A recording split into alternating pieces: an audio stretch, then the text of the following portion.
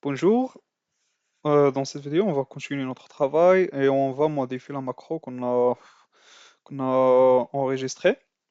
Du coup, on va commencer par là. Ça ne sert à rien et puis ça ne sert à rien. Et voilà, premièrement on va activer le feuille base de données. Je fais point activer, c'est mieux. Et là, c'est l'export, sélectionner les feuilles, toute la feuille en fait. Puis on supprime ça, on n'a pas besoin d'ajouter à chaque fois une nouvelle feuille, on va utiliser une seule. Dans ce cas, la feuille, ça sera la feuille 3, et puis comme ça, voilà. Du coup, nous cherchons à afficher le graphique de Pareto en fonction, le critère soit les défauts, soit des références. Du coup, on a deux choix. On va faire une condition sur le contenu de ce combo box. Pour ça, je vais faire un if là, par là, et voilà.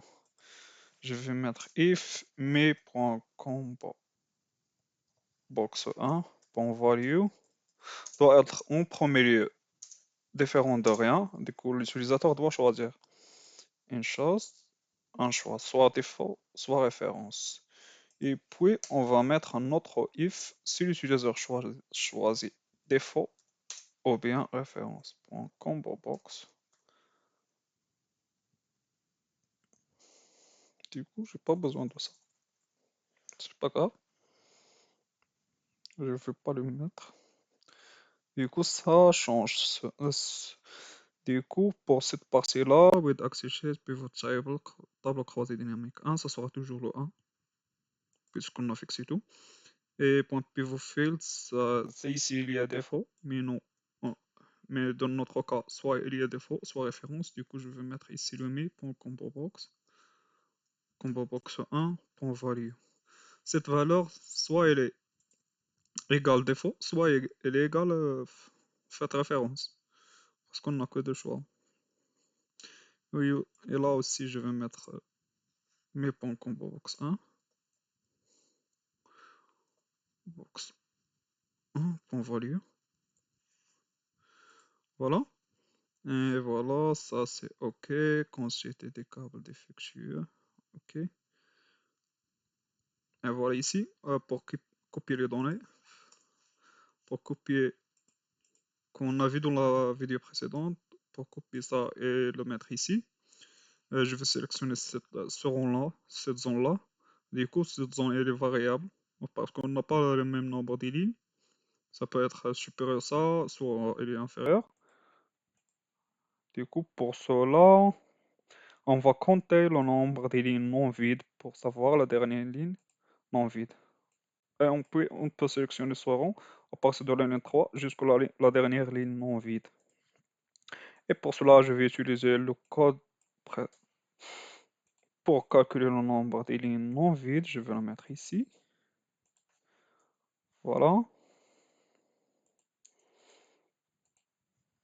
LGR, je vais définir cette variable. Voir, c'est quoi? LGR as integer. C'est un entier déjà le nombre des var 1. Non. Ok? Non, c'est pas ça. Je vais mettre seulement 2. Et voilà. Et je vais définir une autre variable que je vais l'appeler var1 as string. Cette chambre de caractère va tout simplement contenir euh, les rangs. Ces rangs-là.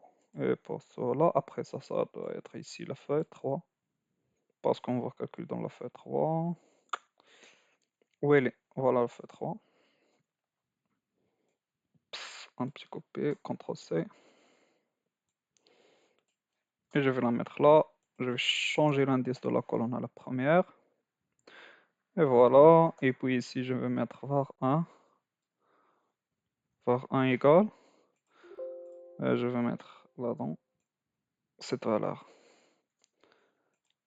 C'est A3 plus P. Et ce n'est pas P11 parce qu'on n'a pas toujours 11 lignes. Ça sera LGR. Cette variable c'est le nombre des lignes non vides, c'est le 11 dans notre cas. Et je vais mettre ici la var 1, la variable var 1. Voilà, on va copier, on va sélectionner le rang 3. On va sélectionner ça, faire un copier, on va mettre le curseur ici, la souris ici. Ok. Et puis, voilà, colonne 1.enter. Ok, ça ne nous intéresse pas. Point select. Là, ici, on va faire le tri.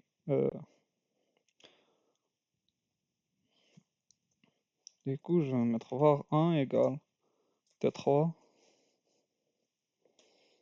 2 points e int lgr. C'est ça? lgr moins 1. Et je vais le mettre ici. Var 1. De même pour ce rang-là, ici. Ok, je vais mettre aussi var 1 égale e4 2 points e10 plan int lgr moins 1.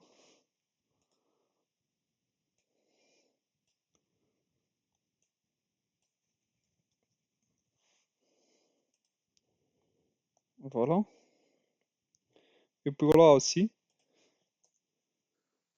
var 1 va égal t3 2 points e entre la variable lgr moins 1.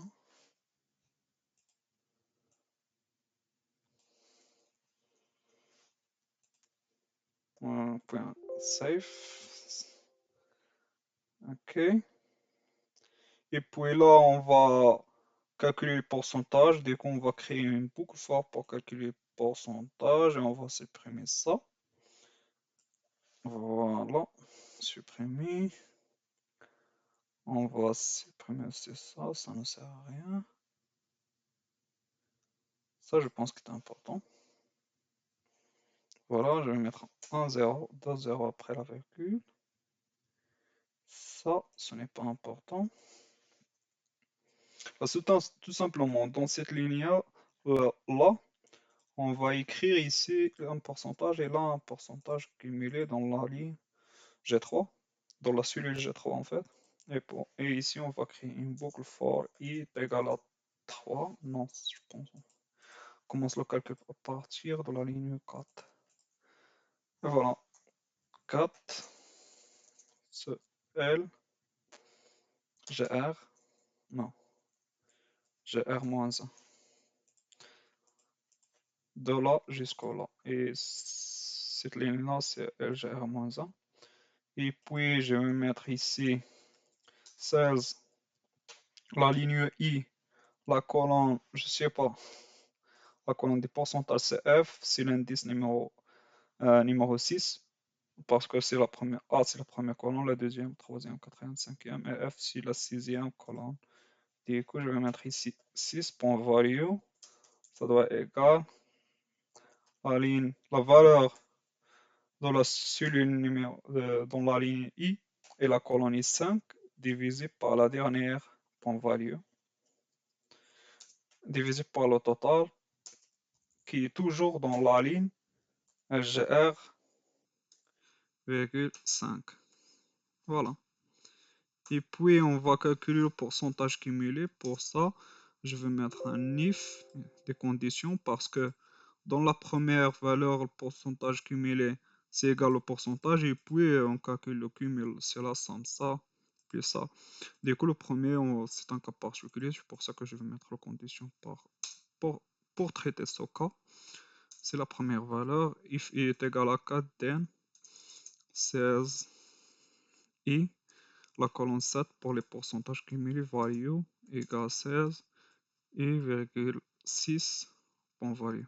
Le pourcentage cumulé égale le pourcentage dans ce cas. Et puis pour else, si est supérieur à 4, le 16, le pourcentage cumulé est 7 point value.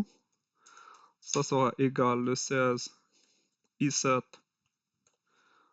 point value plus le 6, 16 i,6 point value. Ici, c'est i-1. OK. Et puis un and if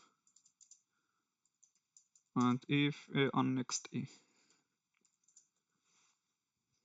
Et voilà. Là, dans cette partie, on va juste changer la forme. Le format de cette valeur-là, en la transformant en des pourcentages avec deux virgules, deux nombres après la virgule. Et là, on va créer la charte, notre graphique. Et pour ça, on va sélectionner ce rang-là, on va le mettre ici. Ça, on va sélectionner ce rang, et puis add.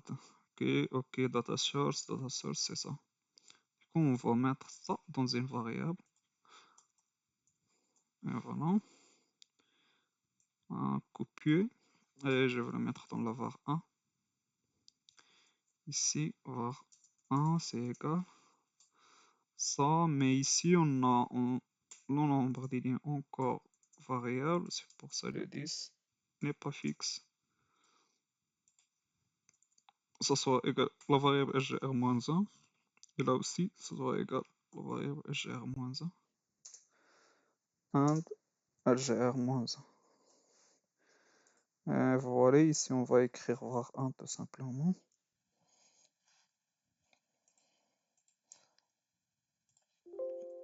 OK, puis ça, c'est le truc des graphiques, ça nous intéresse pas. Ça sert à rien. Et ça aussi, ça sert à rien. Ça ne sert à rien. Et ici, on va juste mettre le titre.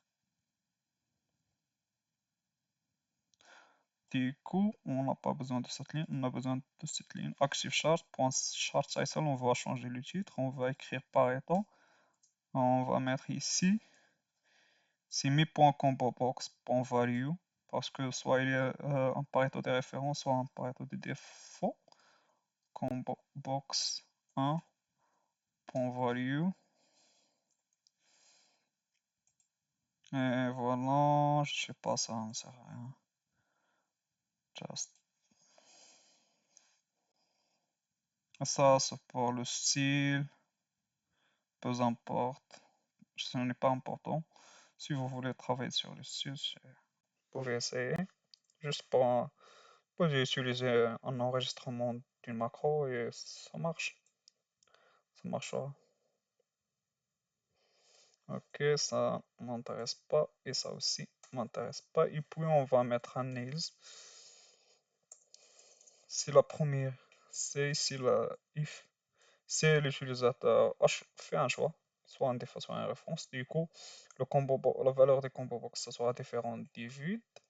Si on n'a rien choisi, moi je vais mettre is if, rien à perdre, mais.combo box 1.value égale rien, c'est-à-dire le utilisateur n'a pas fait un choix. Je vais juste afficher message box.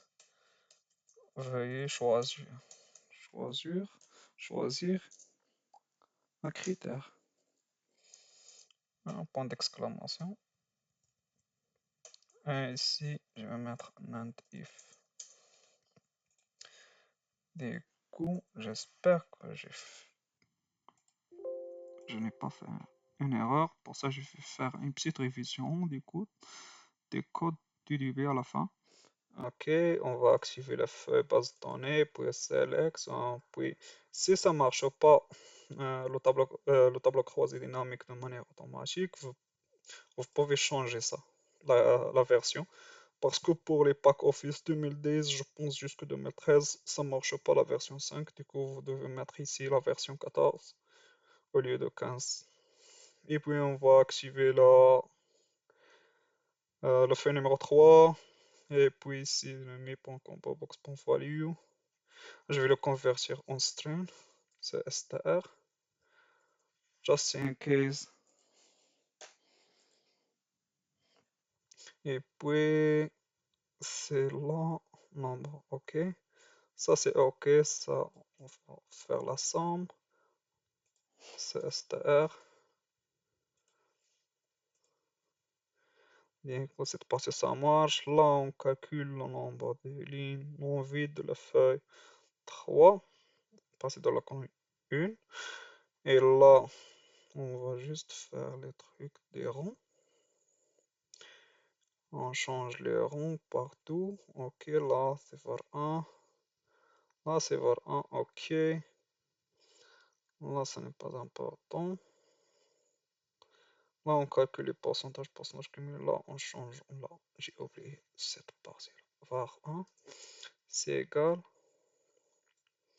F4 de point G, c'est AND LGR, LRG, LGR moins 1.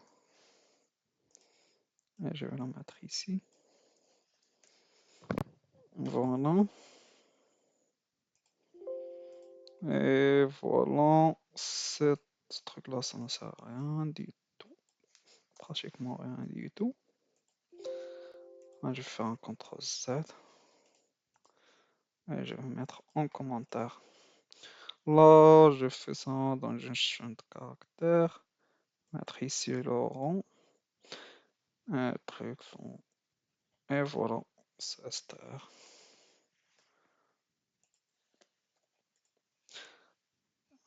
Du coup, après ça, je vais faire un copier-coller de tout ça.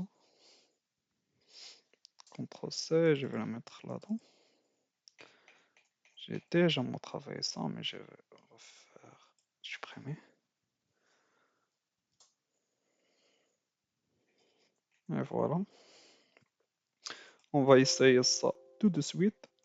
Et pour vérifier, je vais supprimer tout ça. Et on va voir si on peut le faire avec le code qu'on vient de faire. Ok. Là, choisir défaut. Et answer. Ok. Un espace là, parce que var 1, il n'y a pas d'espace. Ok. Rien n'était fait.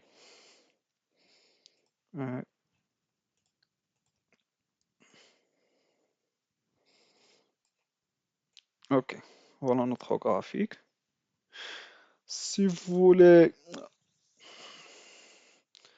je vais refaire un essai par les références et non pas les défauts cette fois-là, cette fois-ci. Supprimer, là, lancer, choisir. Non, référence. Et on va choisir rien pour tester le. Voilà, vous voyez choisir un critère. Et là, c'est normal parce qu'on n'a que 3 références. On ne peut pas trop faire ça. Et voilà, merci pour votre attention. Dans la prochaine vidéo, on va juste mettre ce graphique qu'on a créé là. Oui, là, on va la mettre ici. À la prochaine.